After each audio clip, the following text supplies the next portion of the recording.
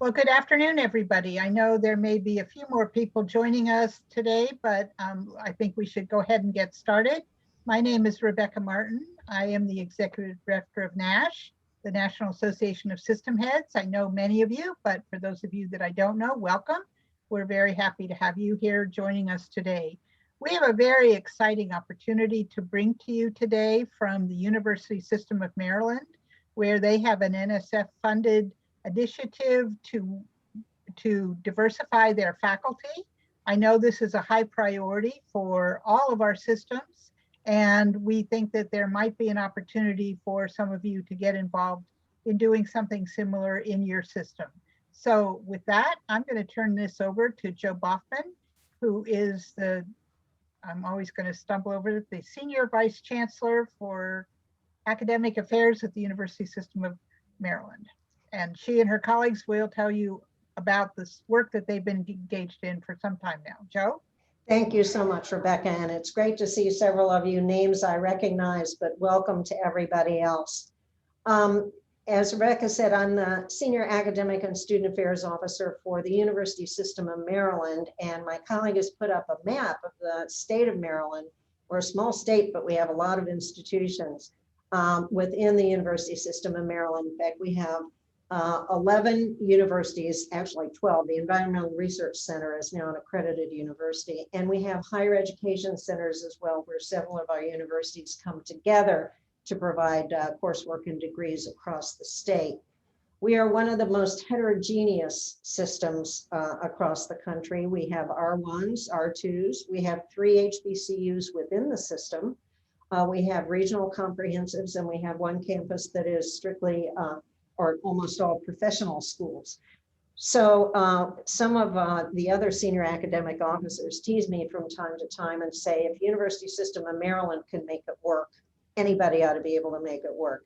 But this initiative that we're going to talk to you about today is one in which I think several of the other systems might be interested to also capitalize on the heterogeneity among your institutions.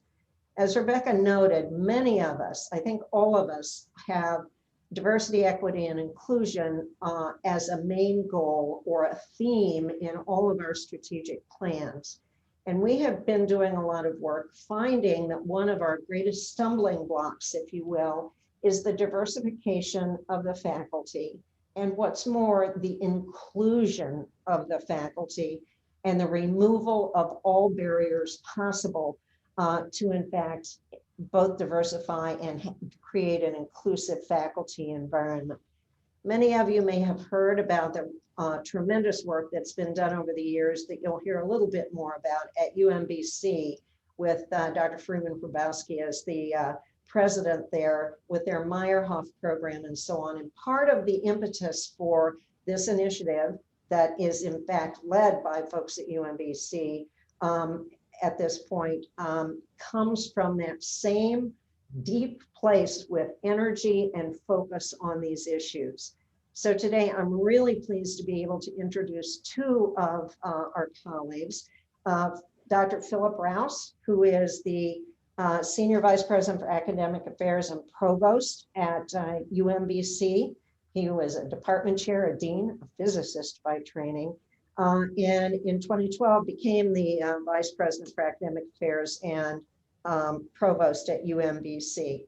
He has been a real leader among our Provost Council on this initiative, as well as many others. I depend on Philip and his expertise often.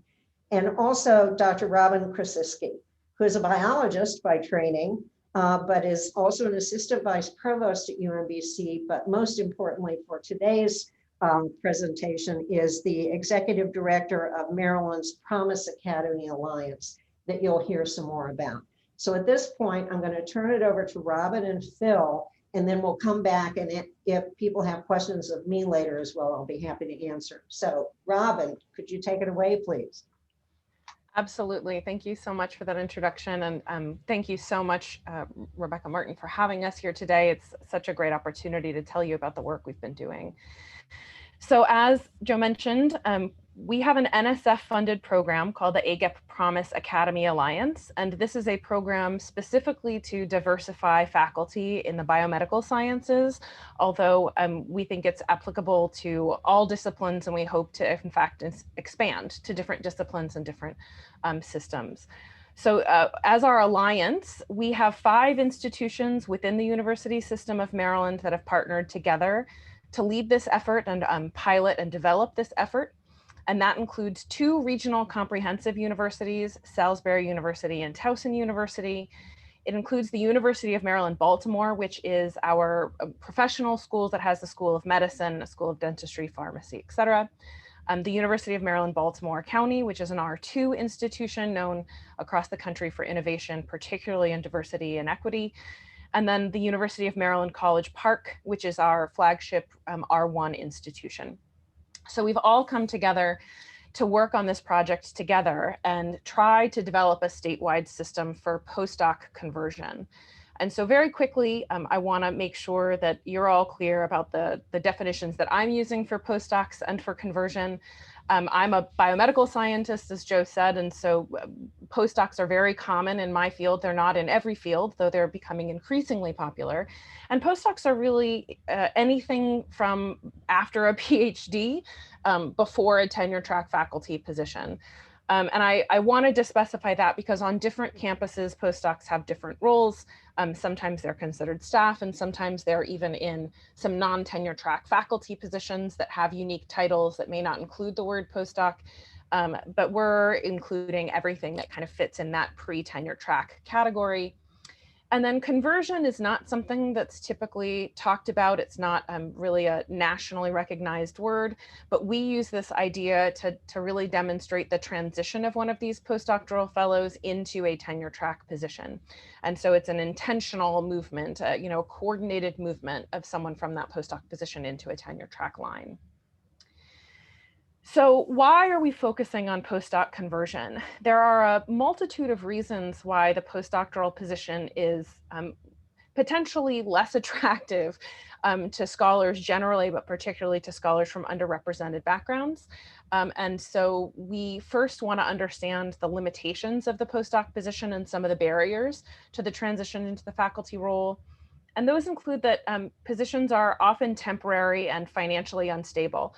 Postdoc positions are very frequently funded by grants, and those grants may have 1-year, 2-year timelines. And so there's a lot of job insecurity that comes with postdoctoral positions, and that can make this position unattractive. There's also imperfect alignment between the mentorship needs of a postdoctoral fellow and the abilities or interests of the mentor. And so if a postdoctoral fellow comes in and needs experience in grant writing, but in that 1 or 2 year window, that's not something that the research advisor is focused on, potentially they got a 5-year grant and they're in the middle of that cycle, then that misalignment means the postdoc misses a training opportunity, the ability to shadow the mentor there. And there are also times where postdocs may be interested in gaining teaching experience, for example, which is not really aligned with the mentor's interests, or they have funding for this postdoc really to produce data. And so there can be an alignment issue there. Often for postdocs, there's no connection for them to become acquainted or familiar with other kinds of institutions, not only in the system, but just generally. And this is a big drawback. Most postdocs are housed at R1 institutions or medical schools, but most of the campuses that exist within our systems are not R1s, and most of the campuses across the country are not R1s. And so right now, there's no strategic way that postdocs find out about these different institutional types and get connections there. And then finally, postdocs are aware now of the national data that shows that the faculty search process is flawed and has a lot of bias in it, particularly gender bias and racial bias. And so these can all be things that limit a very talented scholar's interest in pursuing a faculty position through a postdoc.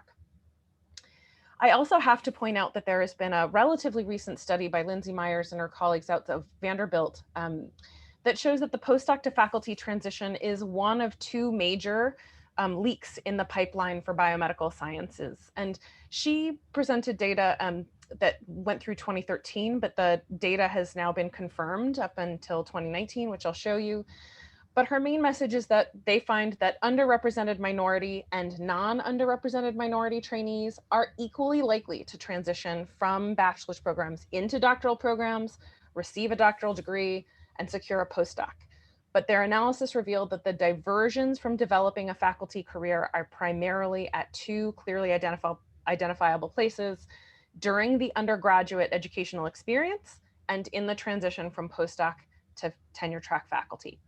So we know that there are a lot of initiatives. UMBC has many campuses has initiatives to try to retain underrepresented minorities in STEM disciplines while they're undergrads, but there are very few, if any, programs that really target this postdoc to faculty transition and that particular leak in the pipelines. There's a real opportunity for us to make a difference here. This is manipulated data in that the 2001 through 2013 data is straight out of a figure from Myers' publication in PLOS. But I have added this 2019 data here just to show that the trend continues. In blue, you see the percentage of underrepresented minority students earning Bachelor's of Science degrees. And there is, of course, a leak between how many of them enroll in PhD programs, then how many earn their PhDs, how many enter the postdoctoral role. But as Myers presents, that these leaks, while they are something we should continue to work on, they're commensurate with leaks that we see in majority pipelines, so in white students and scholars. The big discrepancy is really this jump between postdocs and faculty. And so in Myers' publication, they show the full professorship. I've added the assistant professor appointments, but this gap is the biggest gap. This is the biggest drop off, and one where we really could be doing so much more to try to limit that leak. So that's a bit about why we've focused on postdoctoral conversion. And the next question we get asked is why focus on a state system model and why try to build that approach? And there are a multitude of reasons. And one is just a recognition that different institutions within a system have different strengths and different things that they can offer our postdoctoral scholars.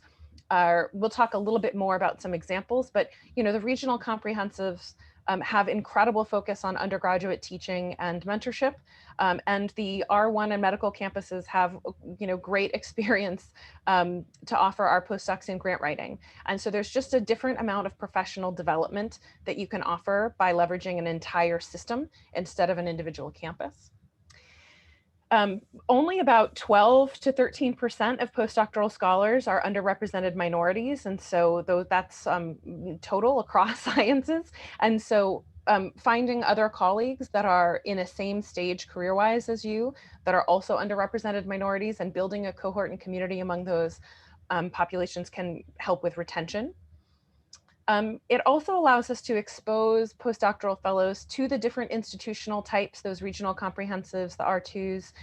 Some systems have community colleges as a part of them, HBCUs, for example. And we want to make sure that postdocs have structured opportunities to get to know about these different institutions and make connections with those institutions so that they can figure out an appropriate match for them, whether they stay in this system or not. And then finally, retaining postdocs within a state system is beneficial to everyone. For that postdoctoral fellow, there is a great advantage to not having that insecurity of where will I and my family be moving to next, potentially just 2 years down the road. If you know you're staying relatively local or within the same state, that can be a huge boost and actually makes, I think, our programs incredibly competitive. But it's also beneficial to the research advisor of the postdoc in that you're keeping a collaborator close by. And it's, of course, beneficial to the state system where this investment you've made in training someone, you get a return on that investment and what they are able to then offer to undergraduates, graduate students as a faculty member in the state. You get to see that return at the state system level. So we're pretty excited about this approach, and that's why we developed the AGEP PROMISE Academy Alliance. And so now I'm going to walk you through a bit of what the experience is like for the postdoctoral fellow, so that you understand a bit about what it is that we're doing with this Academy Alliance. So it starts with, of course, recruitment and selection. And a big question we get is, how does that happen? And right now it is totally institutional. So in the 5 different institutions within our alliance, they hire absolutely at their own institutional level. And so we've had to work to really figure out some standardization there in terms of language, recruitment strategy, and things like that. So I'll talk a bit more about that later. But we hire a Promise Academy fellow at that stage, and then we engage them in onboarding. And that onboarding is both institutional and as a Promise Academy, you know, a system-wide alliance onboarding. And we put those fellows into one of two pathways, a predetermined conversion pathway or a flexible pathway. The predetermined conversion pathway is one that you'll hear a bit more about when Philip Rouse describes some of our UMBC programs. But really the premise there is that you are bringing on a fellow to then convert within the same institution where they do their fellowship. Whereas the flexible conversion pathway, you bring a postdoctoral fellow in, and then the plan is to convert them at an institution at one of the other system institutions. In their 2-year fellowship, they undergo quite a bit of professional development. And again, that's cross-institutional across our alliance and allows them to visit and experience insights from across the different alliance institution. And they also get mentoring, both within their institution and from mentors throughout the alliance. And of course, then we get to the conversion process where we move them into a tenure track position. And again, for the predetermined fellows, that happens within their institution. I'd be happy to share some documentation about what that process looks like. And then it almost always involves some kind of evaluation process and a structured set of interviews and a portfolio that's provided. And then we also have, of course, this flexible pathway, which is under development. And I have another slide to elaborate on that a bit. But this allows us to convert them to a different institution within the University System of Maryland, not necessarily even within our alliance, but potentially at any of one of those 11 institutions or 2 research centers. And then finally, after they're converted, they remain a part of our Academy Alliance and they continue to participate with us. We provide support and mentorship for those fellows even after they've converted. We found that that's been a really wonderful opportunity, both for incoming fellows and the ones that have completed their fellowship. There's a lot of little text that I'm not going to talk about here, but I am giving you a copy of the slides. And so if you want to see some of the details about those various phases, you're welcome to do that later. I want to make it clear that the conversion to tenure track is intended and not guaranteed. And we're very clear about that in the language at the job advertisement stage, in the interview process. We always get questions about conversion during the interview process. It's a part of the onboarding process, the offer letter, all of it. So it is absolutely our intention to work with the fellow and make sure they are tenure track ready. We also work with the department, with the mentor, with the hiring institution. There's a lot of work that goes into trying to make this work, but it is never a guarantee. And that is absolutely critical for the buy-in from the faculty themselves in these departments, that they want to make sure that not only do they have a heavy hand in getting to select the scholars, but that there is an out if something should go wrong. And we haven't had that happen. They've largely converted or have been very excited about an opportunity elsewhere, but it is something that we wanted to make sure was clear. So I want to just introduce you to the 8 fellows very briefly that we have as a part of our Academy Alliance right now. We started with just 2 hires in 2019, Andrea Presotto at Salisbury and Catherine Joyner at College Park. Andrea Presotto has been converted into a tenure track position at Salisbury University. And Catherine Joyner, she actually has taken an industry position, but with absolutely in mind a return to faculty as a future plan. She actually was advised by one of the mentors that we helped her get, that getting some industry experience and translational experience would actually be incredibly informative and important for the kind of faculty role she wants at an R1. And so she has taken a step off of the fellowship to go and do that work, but we are still in communication with the hope of bringing her back in. In 2020, we brought in 3 more fellows. So these are now finished their first year and are entering their second year of the fellowship.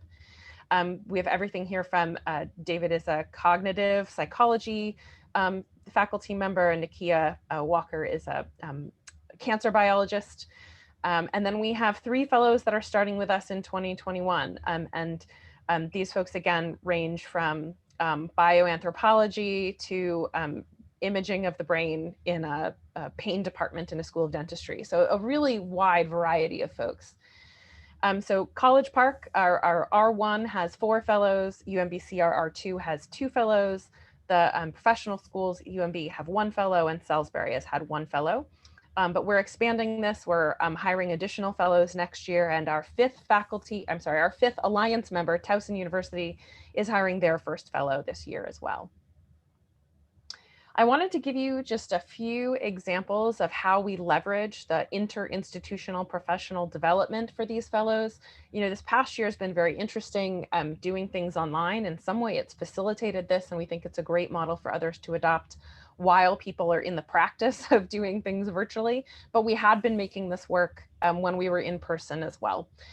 So we have a big Summer Success Institute in August that's hosted by UMBC. And this is something that is a tremendous networking opportunity, largely for underrepresented minorities in STEM, where there are professional development workshops, career panels, networking opportunities with a variety of scholars. And again, this finding the rare scholars that you can connect with that are potentially also underrepresented minorities is very important for identity development and efficacy. So we want to make sure that we have that opportunity. Our regional comprehensives, as you can imagine, do workshops on what is it like to be a faculty member at a predominantly undergraduate institution, and do teaching workshops as well. Make sure that our folks are getting teaching experiences, or if they have teaching experiences, that they're getting some additional feedback and assessments on that teaching. Our medical school and College Park help our fellows with grant writing and manuscript writing, and then jointly work together to give our fellows leadership training through an Entering Mentoring series that's done with our fellows.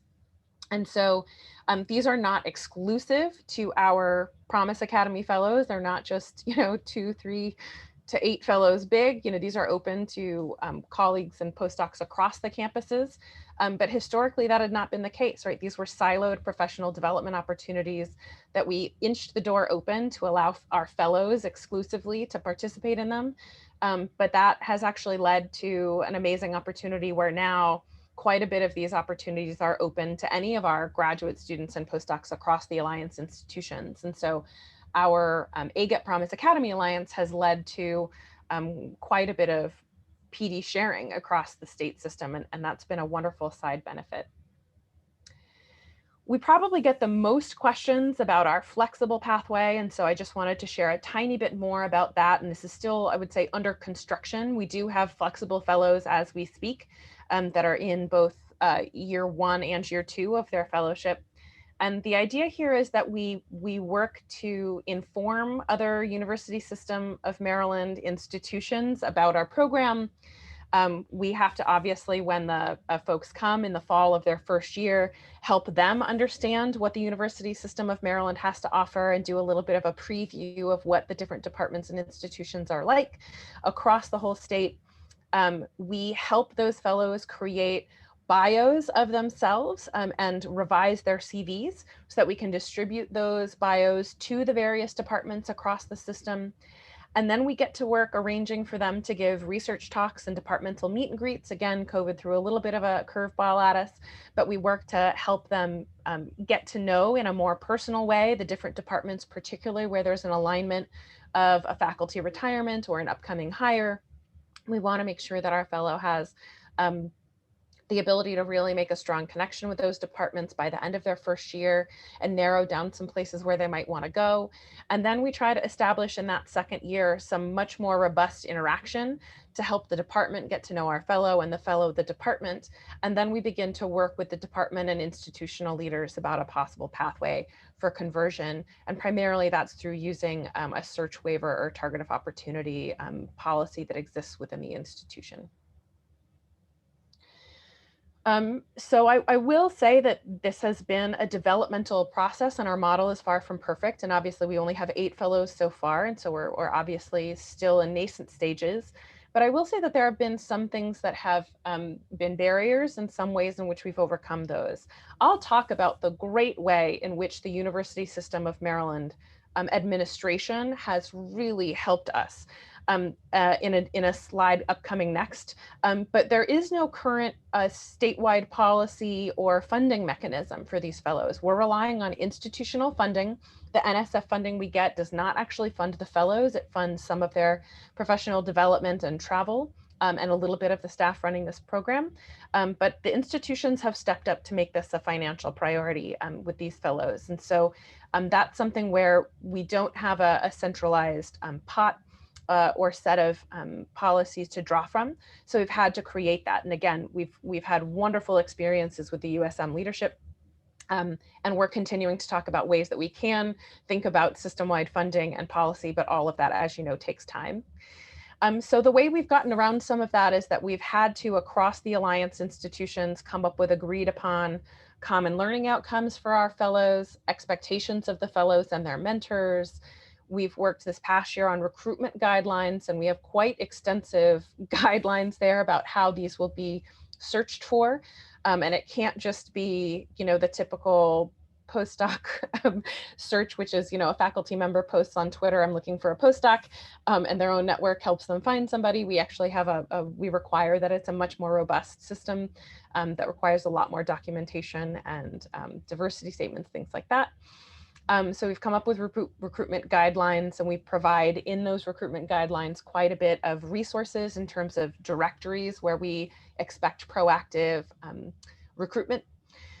And then, of course, we've defined the professional development roles across the Alliance. And we've seen this yield some fruit. So in the very beginning, only 2 of our institutions planned on having a predetermined pathway, but it's gone so well at UMBC in some programs that have historically kind of funded, historically set the foundation for our program. And it's worked so well at our institutions so far that more of our Alliance institutions have decided to adopt a predetermined pathway in addition to the flexible pathway. And so soon all 5 Alliance institutions will have a predetermined pathway happening on their campus. And so we've seen this expand really beautifully across our system already. So now that you know a bit about the program, I did want to step back and let you look a little bit behind the curtain. I wanted to invite Philip Rouse, the provost at UMBC, to speak a bit about, again, the foundational programs that really set the stage for the AGEP PROMISE Academy Alliance, and tell you a little bit about how we operate to make this all function. And so with that, I'll hand over the microphone to Dr. Rouse.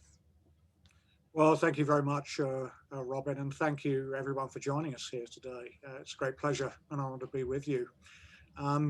As Robin indicated, we thought it might be really useful to share a little bit about some of the fundamental concepts and our experiences, particularly in our case at UMBC, that have really fed into a lot of the thoughts and how we think about designing and how we talk to each other within our system institutions about the program that you're hearing, the system level program, or system-wide program that you're hearing about today. And I thought this actually might be a really good opportunity just to spend a short amount of time talking with you a little bit about successes, challenges, lessons learned in our particular evolution of these processes, which have obviously informed the system-wide plan. So at UMBC, we began what we called a postdoctoral fellowship for faculty diversity. I believe it was about 9 years ago that we admitted our first cohort of postdocs into that program.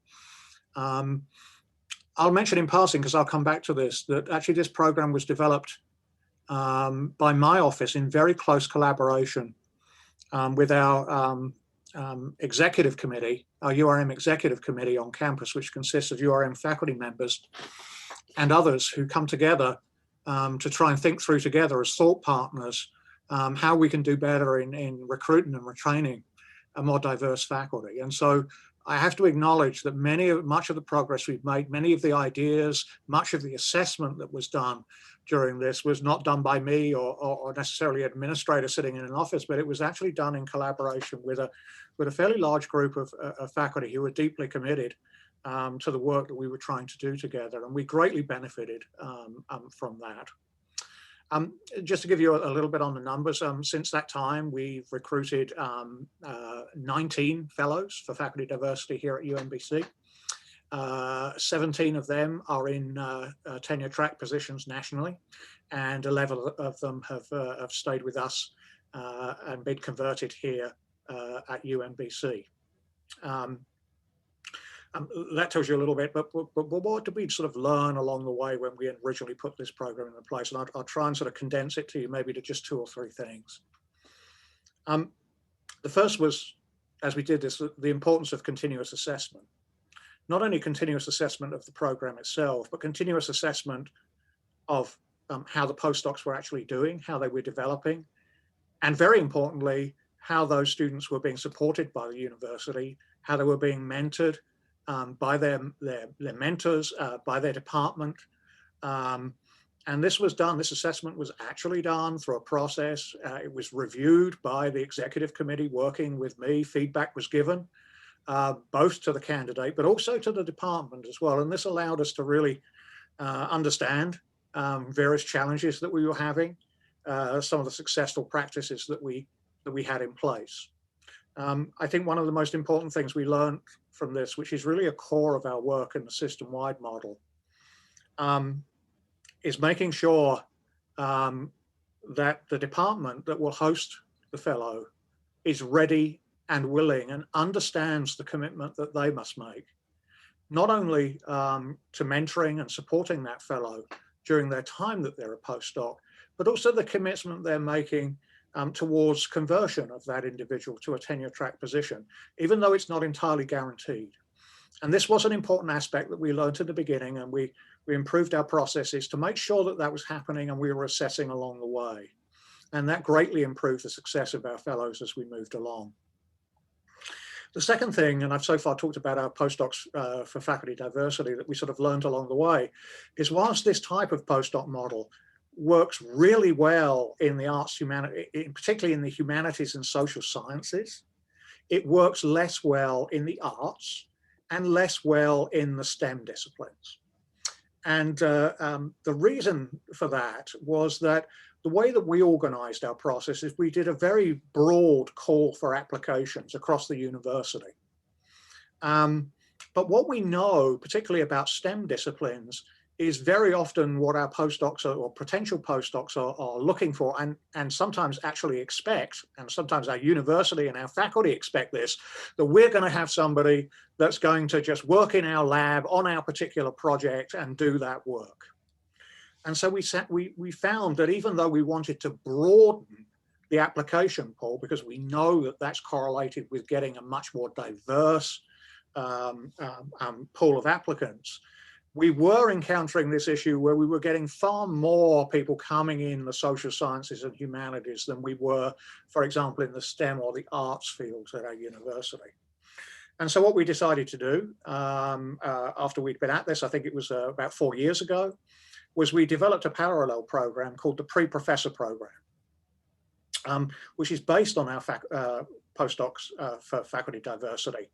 But it's designed in a special way that we think works a lot better for the STEM disciplines. And this actually is, of course, much of this has formed the basis for both the discussion and how we've implemented the fellowship program that we're talking about system-wide. What we did in that case is we recognized that we wanted to attract to our university and into this fellowship program people that just weren't going to go and sit in somebody's lab and do the work of that lab, but they were really in some sense pre-professors.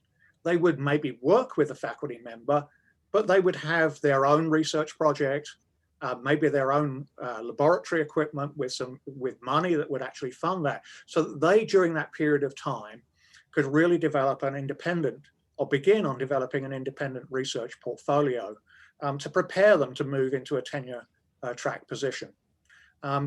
That sometimes happens in traditional postdocs in STEM. Ideally, that's what happens, but sometimes it doesn't happen. And this is an issue, I think, that we tried to address. So with our pre-professors program, this has been a more recent program. We have 5 fellows. 2 of those fellows now have tenure track positions at UMBC, and we have 3 more fellows currently at UMBC in the pre-professor track. Let me just mention one more thing before I leave, a sort of lesson learned to this, because Robin talked earlier on about intended and guaranteed and those various different parts of it, and what those mean and how they're communicated. But I wanted to say something about how we as an institution, as a community, as UMBC, or as a system, need to be communicating about these types of programs as it relates to what we think about intended and guaranteed. I think what was very important here at UMBC is that we clearly communicated from the highest level of the university, whether it was to the potential postdocs or to our departments or colleges, that we were deeply committed to, for a candidate that was successful in moving through the postdoc process, to converting them to a tenure track position. And what I mean by that in practice, and I know you've all faced this, is what it means is that we as leaders and as institutions have to commit as a priority that if that person is converted, the funding, the startup, the position is available. And not only that, that means that sometimes we're going to have to say to our colleagues that that is the priority for hiring our faculty at the university.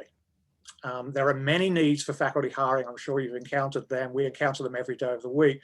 But I think that communication, that commitment from the university as a whole was really important. And that meant that people knew, whether they were a postdoc or a department or a faculty member hosting a postdoc, that at the end of the day, if they had a candidate that should be converted, they were going to be converted. The provost wasn't going to say, well, you know, we just don't have any money this year. They were going to be converted. And I think that was a very important aspect in terms of leadership and institutional commitment that we made to this program, that really helped us in recruiting excellent postdocs and being able to convert them. And I think that's also a very important aspect of what we're doing together system-wide. We have made a system-level commitment to that. A commitment that's embedded in every one of our institutions, as well as our system office. We're all collaborating, we're all deeply committed to doing this, and we want people to understand and to communicate that we are indeed committed to this process as a critical priority, perhaps in some sense even the highest priority as far as faculty is concerned. And with that,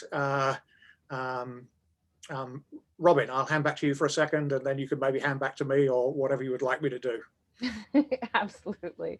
Thank you so much. I think that the history and the lessons we've learned from those programs is really critical, and it absolutely set the stage for our state system model. So I also want to let you know that this, didn't come out of thin air. Not only did we have the UMBC successful programs and the lessons learned there to draw from, but we had relationships across the system to draw from. Not only did we have, again, the University System of Maryland administration devoutly committed to this issue and engaging with us along the way. But we did have a long history, a 15-year history of a graduate student diversity initiative that had laid some connections across the Alliance institutions. So these institutions and the players that ended up helping craft this model had been working together to some degree for a long time. And that I think is just worth saying, that you should strike where the iron is hot, right? And leverage the relationships that are already existing, and really take inventory of the efforts that are already growing at the system level, and capitalize on those relationships and those that infrastructure. And I'm going to show you a slide that's very messy, and it's our team, our AGEP PROMISE Academy team at the different institutions. And of course, this is really just to show you how deep the bench is. We have a leadership team of 10 folks. That's 2 people from each institution, typically kind of a high level dean or influencer, and someone who is really boots on the ground, like the director of postdoctoral affairs or someone in the graduate school. So we typically have, we have that leadership team that meets every other week all year round working on this project. And again, they're bought out a tiny bit from the NSF, about 10%.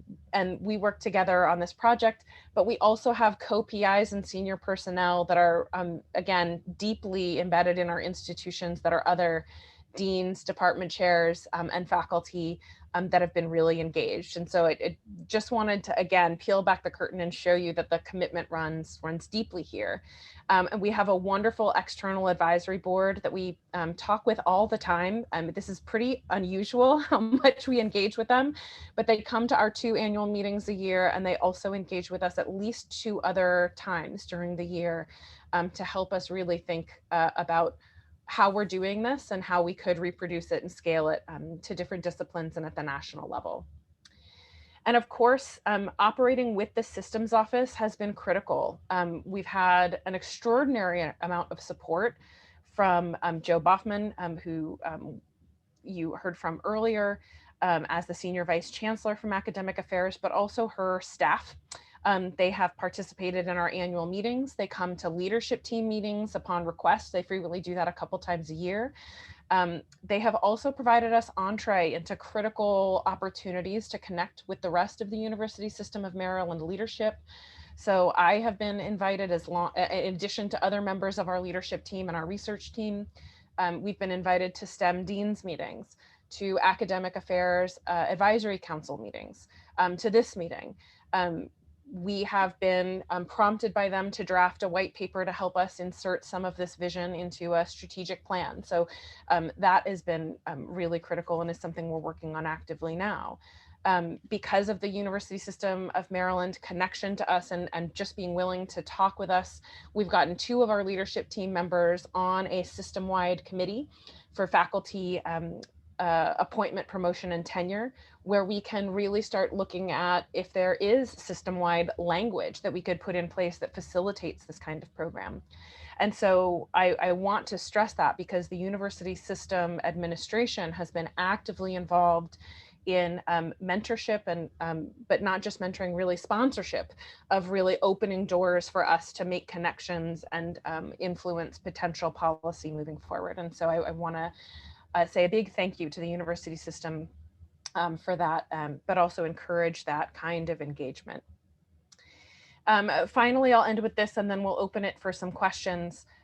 We are very open to collaborating, and I put a link in the chat with a folder that again has these slides, but also several of the materials we've developed, a novel skills assessment that we use with postdocs, expectations of our fellows, the recruitment guidelines, which walk through how we expect recruiting to take place to get a very diverse applicant pool, how we expect you to write your job ad and solicit information from those applicants, how selection happens. We have sample rubrics, we have diversity statement prompts, we have all of the directories of diverse postdoctoral and graduate student scholars.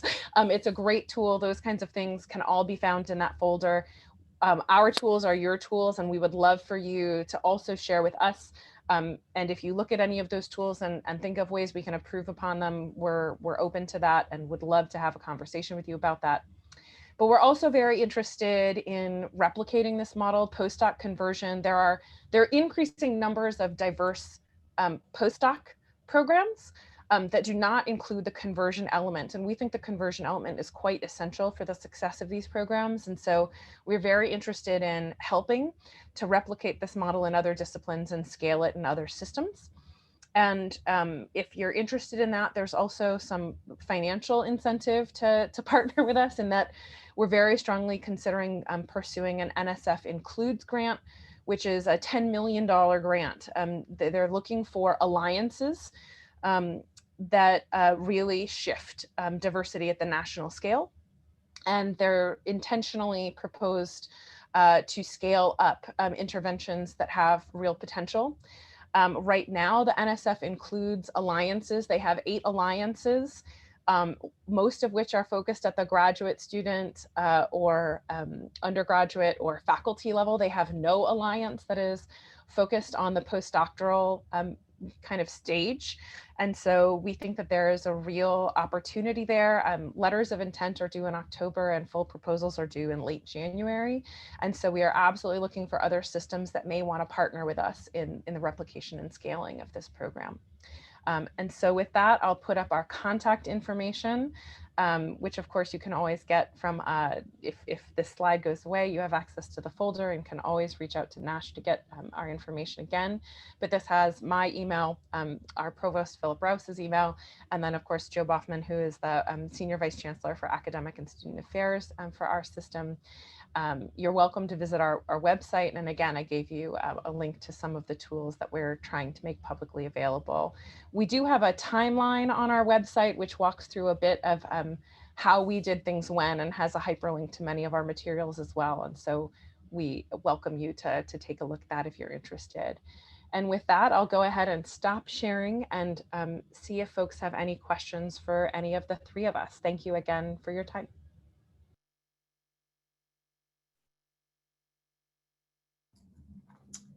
Well, as people, this is Joe Boughman. As people are thinking about the possible questions, and first of all, I think you can see the amount of time, energy, and effort that goes into this.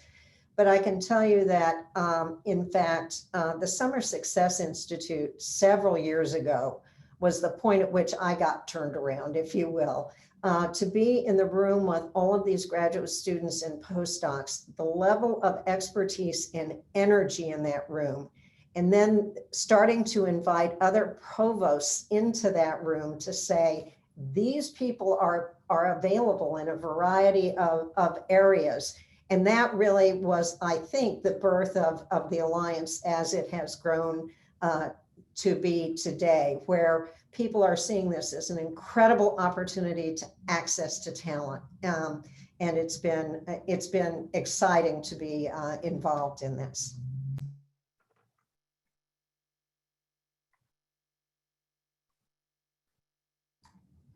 I see our Chancellor has joined us too. Chancellor Perman, I don't know whether you wanted to drop in a comment or not. Well, this is thank you, Joe, and thank you, Philip and Robin and all of you.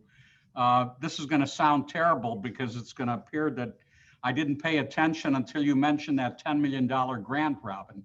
But I certainly heard that. And I've already written in the chat to Joe asking how we can help to get everybody together, collaborate, and get the kind of resources we need. So if you want to consider me totally about money, go ahead, but this is a wonderful program. Maybe if you allow me, just to make a sort of final comment, if that would be okay, Robin and everybody else. And so, you know, as I've been listening to the presentation, there's a word that sort of cropped up. Joe said it, and Robert said it. It cropped up a couple of times, and it was the word deep. And so I'm going to convert that to a slightly different word, depth. And I want to reflect a little bit on that and how this alliance, you know, reflects that in some ways. One, the first part I think is the depth. What I would think is the depth of the work, in that how critically important it is for all of us to be doing this work, to be diversifying our faculty to inclusion and diversity. I know that's critical to every institution on this call, and it's critical for advancing our mission as universities in community engagement, research, or education, and of course, advancing our nation.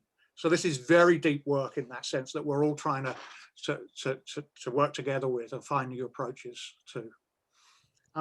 The second, I think, is the depth of collaboration and interaction that this requires. We saw it first on our own campus with our departments and our faculty. We're seeing it and working through it right now as part of the system model. And so there's a depth to that level of communication and collaboration and collective work that I think has not only benefited the project as a whole that we're talking about today, but has benefited every institution within the system. that we know each other better, that we talk more each other, that we have a common goal that we can all work before. And I think the final thing I'd reflect on about depth is the following. It's perhaps an overused pair of words, but the work we're actually doing has a really strong interconnection and basis in changing culture of our professions, of our universities, of our nation. And so the work that we are engaged in, and some of the difficulties that we face as a part of this, are part of what we're doing and the work that we're doing to essentially change the culture of our own institutions, our own faculty, ourselves, as part of that process. So I just wanted to just add those comments, a little bit about the depth of the work that we're trying to do together, the rewards of that work, and also to recognize that I know that everybody that's on this call is deeply committed to this work and also understands the depth of this work and importance of the work that we're all going to be engaged in and should be engaged in. So if I could just add a few words from my perspective at Nash, you know, these diversifying the faculty are challenges that we've all been working on for many, many years. And what really attracted me to this program is that it leverages the system and brings the resources that the system can provide to the table to support the work of faculty and campuses in diversifying the faculty. And I think the opportunity for our systems to really look at this model and think about how it could work in their systems is really very powerful. I'm really excited to see a few of you putting your interest in the chat, but you know, there'll be plenty of opportunity for us to continue this conversation. As Robin said, letters of intent for the NSF opportunity are not due until October, I think you said. So we do have some time to pull together a group of interested systems. We would love to have any and all of you as part of that. I think that, you know, the stronger an alliance we can present to NSF, the more opportunity we will have, I think, to get the kind of funding that's needed to support this work and be able to move it forward. So we really look forward to hearing from you, whether you reach out to Joe and Robin directly or to me. We'll be happy to try to facilitate that and make it happen. So there are no more questions. Joe, did you want to say anything final? No, I would just like to thank Nash and all the people who sat in on this today. I know I've worked with several of you and so on. There are individual challenges that we have, but we would really be more than happy to share what we've done and how we've dealt with some of those challenges and share that with everybody who would like to become engaged. Okay. Well, thank you all very much. Chancellor Furman, thank you for joining us. We always appreciate your leadership in this important work, and I look forward to seeing all of you on one way or another in another upcoming NASH event. So thanks very much. Thank you so all. much, everyone. Thank you, everybody. Take care.